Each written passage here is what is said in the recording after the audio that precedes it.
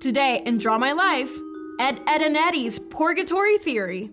Once again, the series that were with us in our childhood show that they aren't everything that they seem. Do you remember Ed, and Eddy and their neighborhood friends?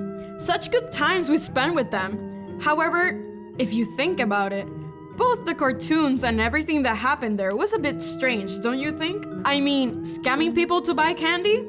Well, it's no coincidence. But wait, you wouldn't want me to continue if you haven't subscribed yet. Ready? Are you sure? Come on, let's keep on going. Legend says that all the characters in the Cartoon Network series died and our souls wandering in purgatory. For those of you who don't know, purgatory is the phase before heaven. And that's where those who have a few things to improve stay. Remember Dante's hell? Yes, the one in the Divine Comedy. Well, he also wrote about the purgatory, but we'll leave that explanation for another video. I mean, it's no wonder why these children are stuck in the purgatory, right? It all starts in the neighborhood. This place did exist in real life, in earthly life, so to speak. The characters live and die there, but in different times. However, when it was their time, they all passed into a parallel dimension of the neighborhood. That is, to the neighborhood in the purgatory. And this is what we see in the series. Do you follow me? They don't remember much of their past, so they don't talk about their lives before they died. But don't worry, because we're going to tell you. Rolf was the first to reach the purgatory. That is, he was the first to live and die in the neighborhood. He was born in a distant place, but since his father was a shepherd, he traveled with him to help in the cattle raising business. They came to the land that would later become the neighborhood. There, they built a farm which they filled with animals. Rolf was helping his father in the fields until one day, while he was herding the animals, a bull ran wild and began to kill the rest of the cattle. Rolf tried in vain to stop him, but the bull's horn pierced Rolf's body. He arrived at Purgatory in 1903, along with the rest of the animals the bull had killed. This is why we aren't surprised by Rolf's hardworking attitude throughout the series. Next to appear in Purgatory was Johnny. He moved with his parents to live in Rolf's farm. Since there was no other children there, he isolated himself by creating an imaginary friend named Plank, with whom he lived great adventures. Unfortunately, little Johnny died in 1922 after a long struggle with tuberculosis. He took Plank with him to the neighborhood in Purgatory, and he also became close friends with Rolf. Eddy arrived years later. He was born in New York, but due to the Great Depression in 1932, he moved with his family to the neighborhood. The place wasn't yet as we currently know it, but it had evolved a lot from Rolf's farm. New families had come to live there, and Rolf's parents' land had been divided to build new houses. Eddy's personality in life was that of a trickster, but in this case, for a good cause, his family. He was willing to do anything for them. Unfortunately, he lost this positive side when he got to Purgatory. He died in 1939 after his plan failed. He drowned trying to cross the river while escaping from some children he had tricked. Sarah and Ed arrived in the neighborhood a few years after Eddy's death. In the late 1940s, the place had been changing. It had a suburban feel now. The two brothers moved in with their mother since their father had died in war. Their mother worked hard to support the family. As a result, Sarah felt very responsible for Ed when her mother wasn't home.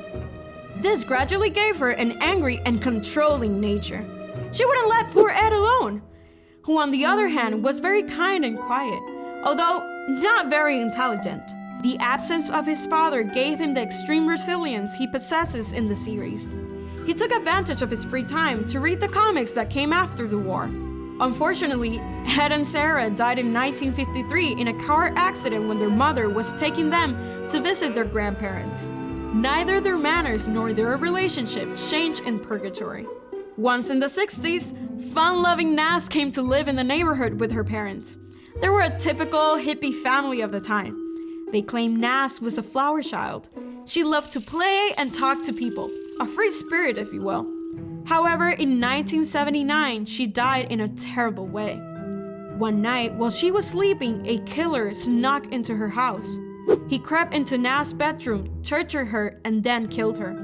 Her parents suffered the same fate.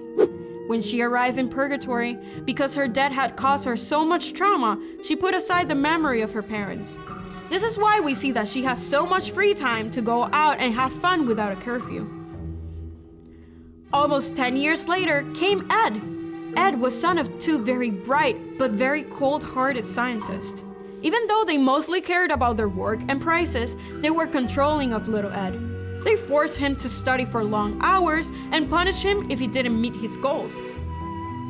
They succeeded in making Ed the best in his class. However, he became a shy and weak kid. It was science that killed him. In 1986, he was working on an experiment when a gas leak mixed with a fire torch, causing a huge explosion. The house blew up and Ed and his parents were killed instantly. The bad news for Ed was that even in Purgatory, he was still controlled by his parents. Kevin was born the day Ed died. Perhaps this is why they're such opposites. Kevin's home couldn't even be called a home. Nobody paid attention to him, and this is why he developed such a cynical and cruel character. Because he was abused at home, he took to bullying other children. And on a winter day in 1999, the problems at home escalated, causing his death. His father came home angry after a long day of work. He started drinking and slowly got drunk. When he ran into Kevin in the hall, he beat him up so badly that he knocked him unconscious. The kid died on his way to the hospital. His father spent the rest of his life in prison. Kevin's character doesn't change much in Purgatory. He's still the same bully who causes trouble, you know? However, his father is different. Although he's still very distant, in this case, at least, he showers Kevin with gifts. The last to arrive was Jimmy. He moved with his family into the house where Kevin had lived. He was diagnosed with leukemia at a very young age, and due to this, his parents were very overprotective of him and encouraged him to never leave the house. This attitude turned him into an awkward kid who found it difficult to relate to other children. He spent the last months of his life bedridden until he died in the early 2000s. The most curious thing about this legend is that the cruel sisters never lived in the earthly neighborhood. It's said that they were the daughters of demons. Some say that they come from Scooby, those women of medieval tradition who seduce teenagers by entering their dreams. Does this fit with the series? Maybe more than seducing. They're dedicated to tormenting the boys in Purgatory, right? The thing is that they seem to possess special abilities, such as appearing instantly anywhere. At the same time, they also have a surprising attraction to the Eds. In short, everyone hates them and some fear them. Before finishing, we leave you with this image that circulates on the internet that represents very well the times in which each one of the protagonists lived and died. Isn't it curious? What do you think about this theory of Ed, and Eddy? Is it credible? Everything that I've told you is supported by the fact that the parents hardly appeared in the neighborhood, as if it were a parallel reality where there are no adults. Plus, their previous life and their deaths fit very well with the way they're portrayed in the series. But what fits the most is the green-purple color of their tongues, which is the color of people when they die. Casualty? I think not. Were you aware of this theory? If you liked it, leave us a super like, and don't forget to tell us in the comments what other theories from another series you'd like us to show off in Draw My Life. And subscribe if you haven't. Until next time!